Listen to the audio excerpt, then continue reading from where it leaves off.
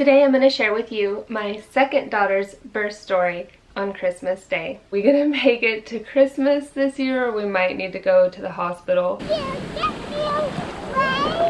want it all in there? Mm-hmm. Happy birthday to Bridget.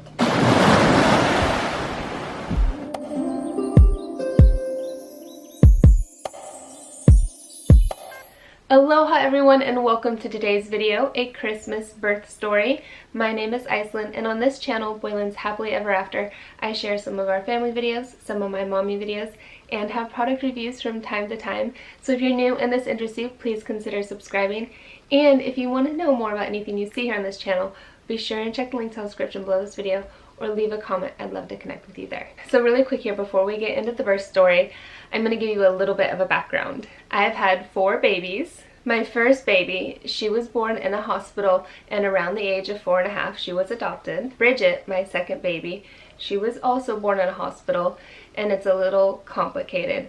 She was never legally adopted by anyone else, and I'm still on her birth certificate, or as far as I know up until this point. So she is with her grandparents on her father's side by what's like, I don't know, complicated default. It's a long story, and I'll share more on that later. And then my third and my fourth baby, Lucas and Sindel, they're in Hawaii. They were home births, and they're with Micah and I, and Micah is my husband. If you've been watching this channel, then you may remember that I shared Adrian's birth story this year on her birthday, and then Sindel's birth story was shared because we were vlogging, and I shared that in the beginning, which she's a sweet little newborn in that video. And then Lucas's I have yet to share, and have a special idea to share that with you guys and with him this year on his birthday, if all things go as planned. So if you're wanting to check any of those videos out, I'll be sure and have them all linked down in the description below, and there's a playlist there for you as well. This year for Lucas and Sindel's birthday, and just everything with the coronavirus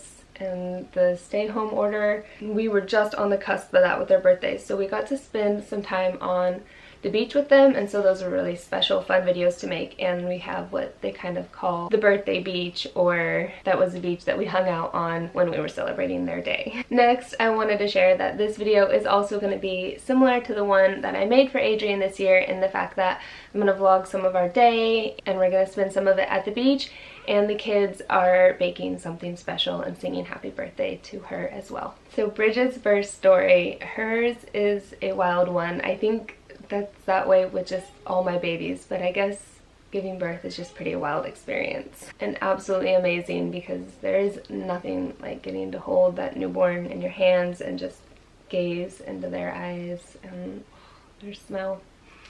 It is such a precious time. When Bridget was born, she was born at 5:26 in the afternoon on Christmas Day in 2008. She weighed 6.2 ounces and was 18.5 inches long, and I labored with her for like 10.5 hours. So one of the biggest things that sticks out to me with Bridget's labor is the evening before, we were at my grandparents' celebrating Christmas Eve, and my grandmother had gifted me some amazing, beautiful, new, feathery, fluffy pillows.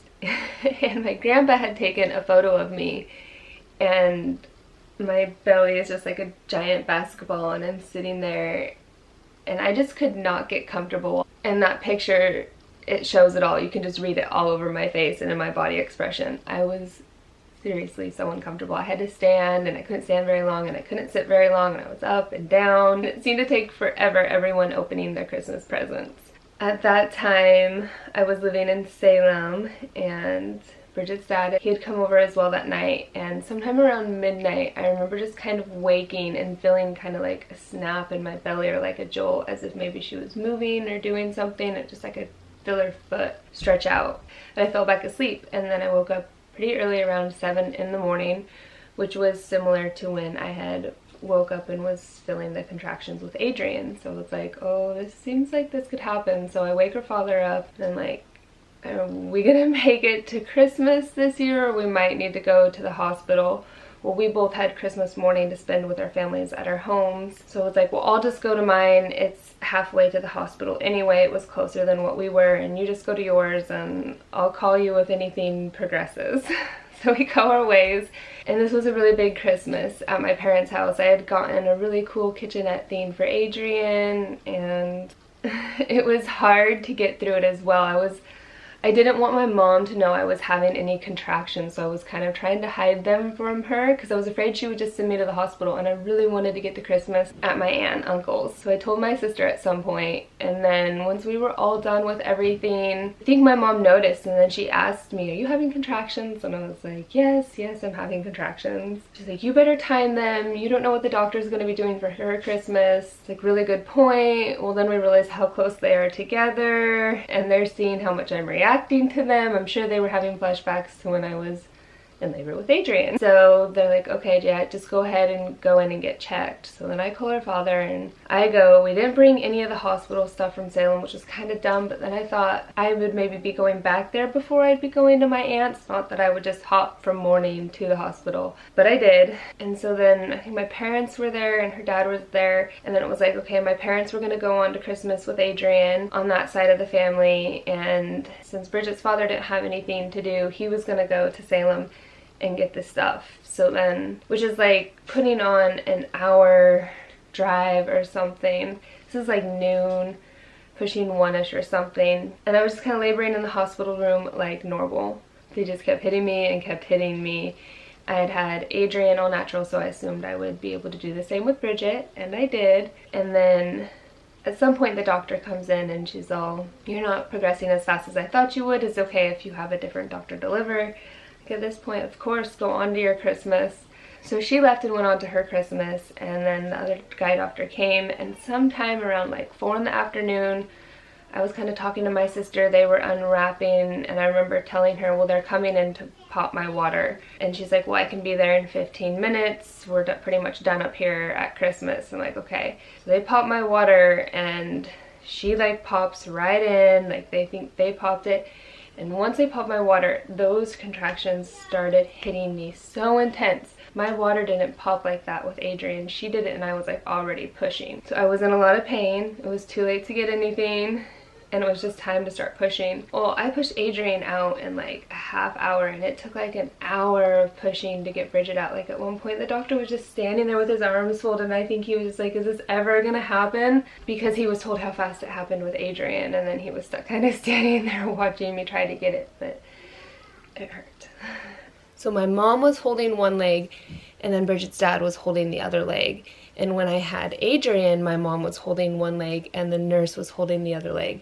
And when I had Adrian, the nurse was doing a really good job of holding my leg, and my mom wasn't like keeping it even, so my hips fell off. So then when I was having Bridget, my mom knew how to hold a leg because she learned how to hold it when I was having Adrian, and then Bridget's dad didn't know how to hold a leg. And plus it was just super uncomfortable when my legs were touched. And I just kind of remember like wanting to shove their hands off of my legs, but they were needing to hold my legs because I needed to keep pushing when it was time to push and to be ready when those contractions happened. I knew we were having a girl, and her dad and I were not quite on the same page with naming her. We were really talking about a lot of names, and since I had named Adrian, it ended up he named Bridget, and then I picked her middle name, Jaylene, and she did not get that name until after we left the hospital. And I also remember, this is kind of funny, so after I had had her, and since it was Christmas, I had a feeling that there would be a decent amount of people that would be coming over, so I quickly got out of bed and was getting cleaned up, and one of the nurses came in and was like, "Where'd she go?" And my sister was like, "Oh, she's in the shower." You know, Adrian was in there with me at this point, just hanging out. The nurse had never seen anyone on their feet so fast after giving birth, so it truly surprised her that I wasn't in the bed when she walked in the room. And she's all, "Are you okay?" And I'm like, "Oh, I'm a little bit dizzy."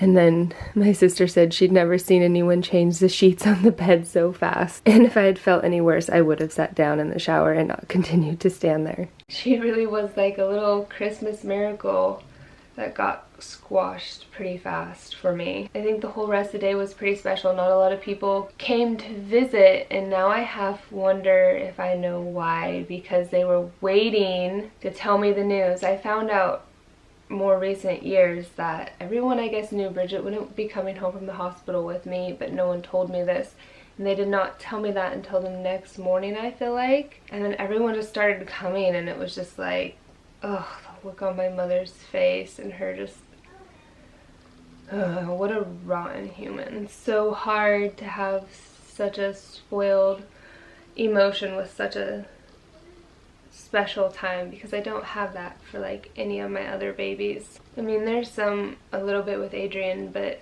getting to have the home birth in an environment where someone is really loving you and caring for you and not making things harder for you like she was, it's really different. I wish I could have had that experience with all of my babies and their births. Having to recall it all. My sister was there and took a ton of photos. I remember just telling her father to soak the time up with her because we weren't gonna get that. I guess in a way you could just say that that day was like one of the best and the worst days of my life combined into one. And I'd wished she'd never ended up with her grandparents, at least with my parents. I think that says a lot that she didn't go with my parents as well, and about what my mom's intentions possibly were, and just how the future would even end up for me now. They are separated each with their grandparents and never put back together or spend more time with me. So I think it's really special Bridget gets to know a lot of her dad's family, because even Adrian's father's side of the family does not get to know her. And so yeah, back to Bridget's birth story. So after that, Bridget, I think, spent like the first week maybe with my mom. Some time passed before she went into his parents, and that was hard too, because he was not having to do or jump through the same hoops that I was having to do, and it wasn't the best scenario for her as it could have been, as if it had just been with me. I was doing everything and they were looking for every way to prove that I wasn't. So Bridget's story is a tough and a complicated one, and I'm sorry it's not just all roses and happiness. I have gotten to spend birthdays with her and Christmases that I've never got to have with Adrian, and those are really special to me too. So it's Christmas, and let's have some fun today and celebrate Bridget.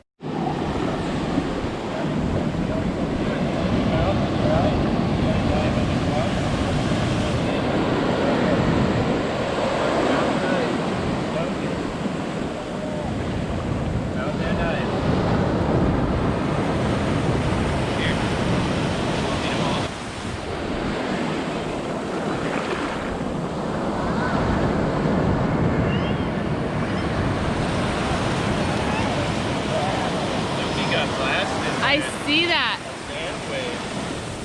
He got rolled a little too much. We'll get you cleaned up, bud. Was it fun or was it scary? Fun! Look at him go. Barely phased. Jump your head, Lucy. Get the sand. You ready? You can do it. Wow, look at that one. Don't let him pull her back.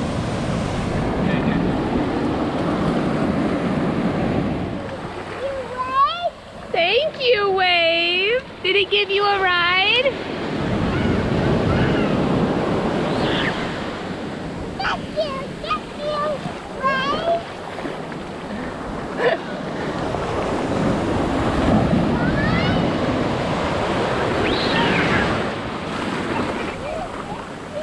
There's the side left. Here we go.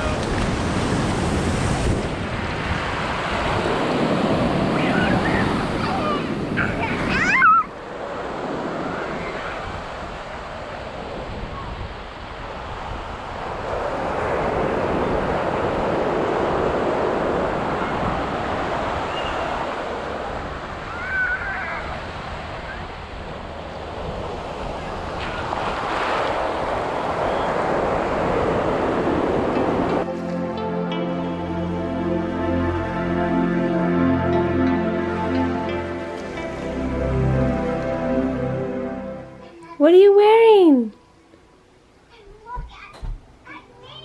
What is it? Christmas dress! Yeah.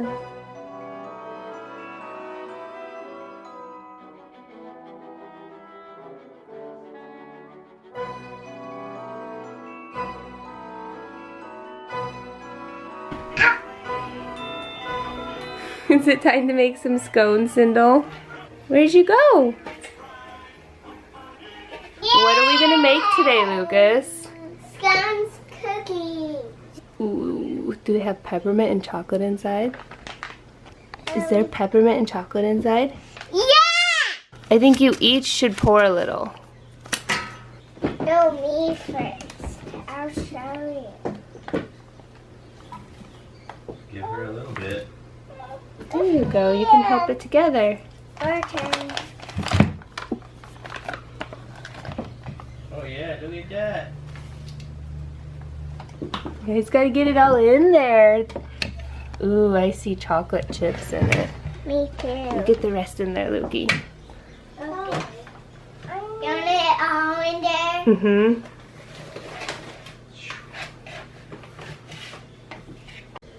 Now the water. There we go. You gonna stir some too, Lukey?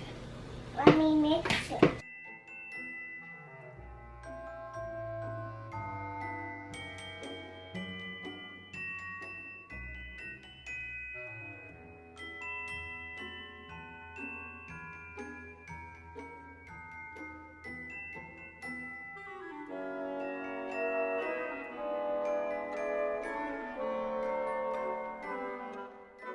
Soccer ball.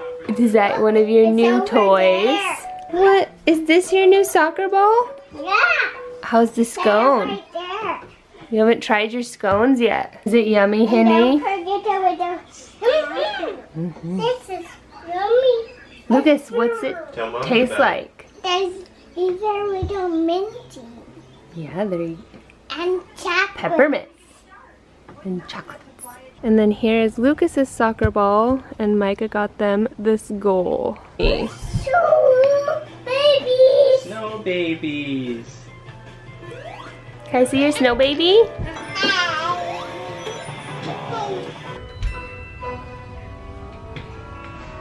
I want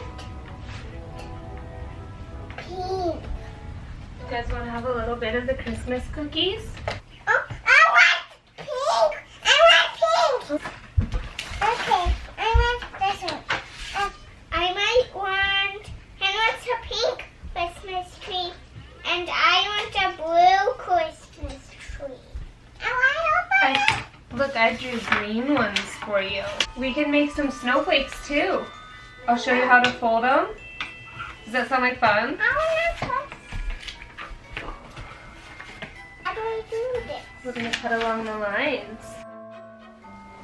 I'm doing some little tiny gold ornaments. I'm doing ink.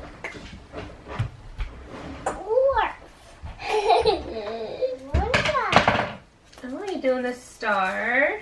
Yeah, Are you done with your ornament? A snowflake.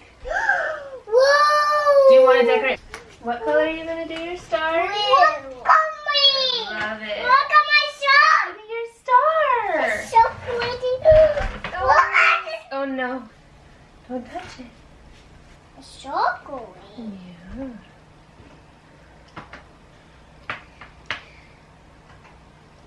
It can work. I'm gonna do. I wanna do the air. You made it. Thing. It is. I wanna do the air circle. Oh, look at yours, Henny. What do you see, Sindel? I see my smile. That's brother's smile he made on his ornament. Your ornament's right here. And the Christmas trees you guys made? Look at that. Yeah, and the snowflakes. So pretty. Look at that. What is that? It's got purple, blue, green, silver. That's all Is that your snowflake? it. No. Where's your snowflake? Right there. Yeah, that one's yours. Where's brother's? Right there. That's mommy's. There's brother's. By his Christmas tree. That's mine. the last snowflake. Christmas tree. And that's my babies. Who made the snowman, Lukey? I got it. Did you make that with Daddy?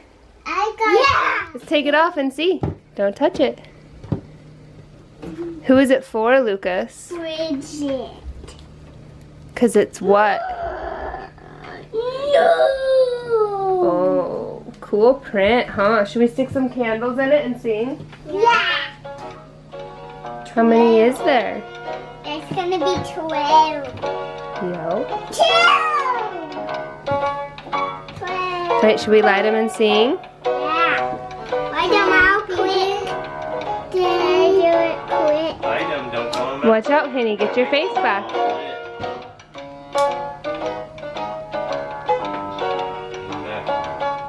Don't blow them out. You start singing. Happy birthday.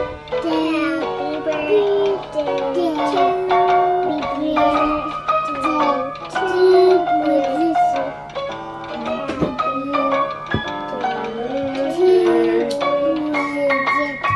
Happy birthday to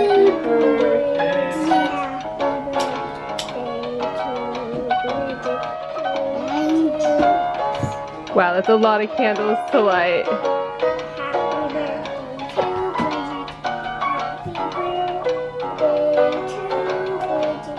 Sing, Kendall. Happy birthday to Bridget. Good job. Ready to eat some? Thank you for watching. Thank you for watching. Thank you for watching.